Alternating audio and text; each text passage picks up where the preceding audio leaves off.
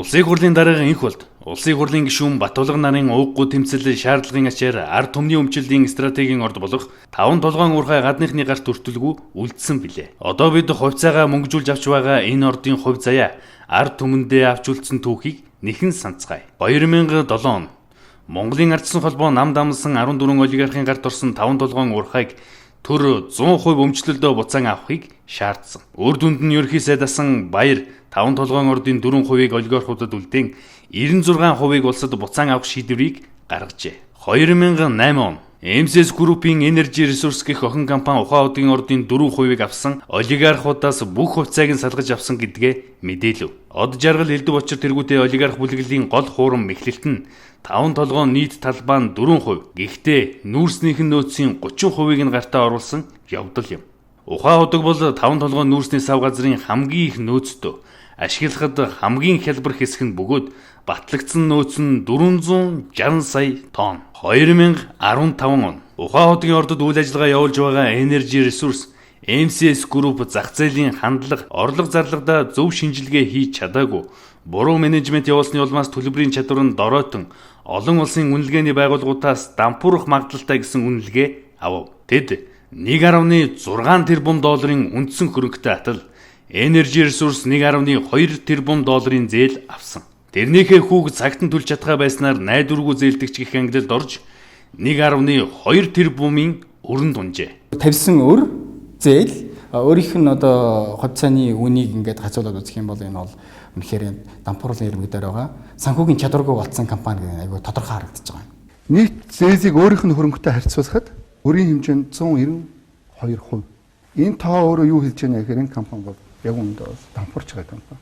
Европын сэргийн босголтын банк тэргүүтээ гадаадын хэд хэдэн одоо хөрөнгө арилжааны банкуд одоо хөрөнгө оруулалтын компаниуд Energy Resource компанийн өөрөөр хэлэх юм бол одоо Ухаан хотгийн одоо нүүрсний албар улсын орлого үндсэн хөрөнгө энэ бүгдээр барьцаалаад ингээд зээлдсэн байгаа байхгүй юу. MCS Group энэ үед өрнөөс гарах арга сүгчлэн улмаар ард түмний мэдэлд үлдсэн 5 толгойн ордын 96% руу шүлсээ унгах болсон байдаг. Ингээд тэд Хятадын Шинхуан Energy Group-тэй үгсэн хувилдаж орд газрыг 60 жилээр тэдэнд өгөх, уурхайн нутаг дэвсгэр дээр Монголын хууль үйлчилгүй байх тийм гэрээг байгуулахаар санаархаж байсан билээ. MCS Ловрийн санаагаа гүйцээхийн тулд нам дамсан нүүрсчин бүлэглэлийг ашиглаж байсан. Улсын хурлаас гаргасан ажлын хэсэг тэдний боловсруулсан гэрээний төслөөс хууль зөрчсөн олон зүйл заалтыг олж хараад гэрээг зогсоохыг шаардсан юм. Нүүрсчин бүлэглэл Хятадын талд 5 толгойн уурхай газар ашиглах бүх эрхийг 30 жилээр, дээрээс нь сунгаад 30 жил, бас дахиад 30 жилээр гээд нийтдээ 90 жилээр хятадуудад эзэмшүүлэхээр заасан байсан. Ухаан хотгийн 267 км төмөр замыг бас 30 жилээр 100% хятадын компаниудад эзэмшүүлэхээр заасан байлаа. Заавал ингээд гадныхаа нэг уруулна энэ тэр яг адил бужхан сар байгаа тэг явсаар байгаа эцсийн зорилго нь юу болов гэхэд MCS-ийн харьяанд байдаг Energy Resource гэдэг компанийн тэр өмгөөрийн долларын өрийг төлөхөнд төлөө 5 толгойгоо зоолох гэж оролдоод байгаа юм шүү дээ чинь. Энийг хөрөнгө оруулалтыг эслээ гаргаад хэрэг гадны компани өгчих юм бол бид нар яах вэ гэдэг асуудалд байгаа учраас 100% гадны компани одоо төсөл болцсон байхыг магадлал өндөр байсан. Манай улсын их хурл, Монгол улсын их хурл, MCS-ийн хурлуу гэдгээ ялгаж харах цаг болжээ гэж. Удалдагдсан улсын хурлын гишүүд, сайдууд гэрээгээ батлахын даваан дээр улсын хурлын дарга энх болд улсын хурлын гишүүн Батулга тэргүүтээ их оронч гишүүд уг гэрээг батлах ажлыг таслан зогсоож 5 толгойн орд ард түмний мэдэлд үлдсэн түүхтэй юм. Ийм ностой ур дагавартай Монгол улсад ил тохиролтой гэрээ хэлцээр байгуулахыг би зөвшөөрөхгүй. Хэрвээ 5 толгойн ордыг ашиглах гэрээ хэлцээрийг улсын их хурлаар хилцүүлэхгүйгээр өнөөдөр гарын үсэг шийдвэр гаргасан, гарын үсэг зурхаар оролцсон сайд нарт хариуцлага тооцсон огцруулахыг санаачлах болно. 2016 он үнэлгээний байгууллагуудын дүгнэлтийг хэдий Energy Resource компани эсэргүүцэж худал гэж мэтгэж байсан ч үнэнд гүйцэгдэн 3 дугаар сарын 22-нд төлөх ёстой байсан зээлийн төлбөр, 3 дугаар сарын 29-нд төлөх ёстой байсан бондын хүүгийн төлбөрийг цагт нь төлж чадаагүй улмаас дампуурлаа зарлахад хүрчээ. Өнөөдрийн гэрэн дээр байгаа хамгийн ноцтой заалтуудын нэг нь бол Energy Resource компани бүгдийг барьцаан тавьж зээл авчаад зээлээ төсөхгүй зориудаар юм уу, санаатай юм уу, санаандгүйгээр гэрээний үргээ зөрчигдөж энэ бүх сонирхол өөр ихэд шилжихээр энэ гэрээнд тусгасан байна. Ухаан удаг гэдэг юм ажиллуулж чадалгүй өрөнд ороод 50-60 сая долларын зах зээлийн үнэлгээтэй болж байна. 50-60 сая. Яг бол цаана тэрбум долларын үр биш. Тэр ухаан удаа ажиллуулж чадаагүй яаж санхийг нөхөв? Бас өрөнд өгөө алдчихвал яах? Energy Resource компани дампуурхад хүрсэн шалтгаан нь маш ойлгомжтой. Тэд Хятадын тэргүүн баян Роберт Коки мэхэнд орж баруун нарангийн ордыг хэд хүнтэй авсан. Мөн ухаан хотгийн ордод санхүүгийн зохистой менежмент хийж чадалгүй. Орлогоосоо давсан хэмжээнд зээл авснаас хүүгийн хайчинд орж дампуурсан юм.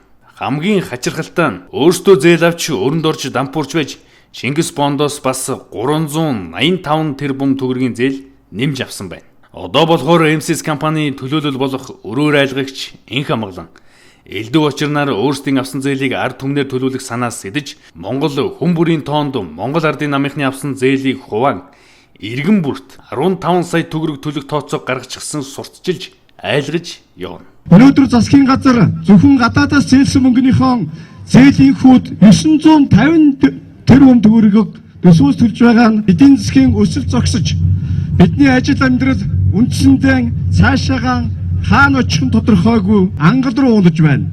Ёроол нь хаана хүрэх нь тодорхойгүй ангал руу очиж байна.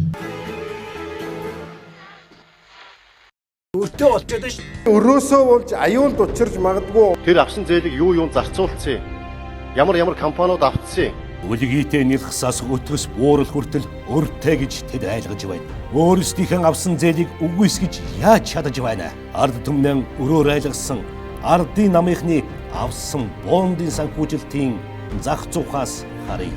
Өрөөр айлгагч энх амгалан элдв учир нарын өөрсдөө авсан зээл MCS 385 тэрбум төгрөг. Ардын намын бондын бондгорууд авсан зээлэн ард түмнэрээ төлөвлөх гэж байгаа юм уу? Бондоос авсан зээлэн өөрсдөө хариуц. Би өргөгүй. Бид өргөгүй. Өөрсдөө зээл авахаараа айдгүй. Бүр дампуурч гадч тоодгүй.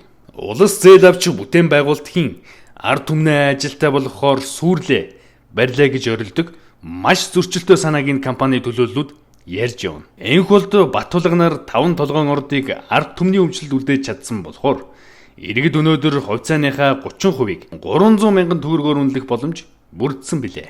Жинхэнэ Монгол мөрөөдлийг тээж яваа хүн Монголоо ажилд үржсэн улс болохын төлөө тууштай ажилласан, төмөр замын бодлогыг санаачилж батлуулсан, ард түмний 5 толгойг хамгаалагч Ман мартсан ч манус мартаагүй. Маны тавьсан өрийг мань төлөхгүй.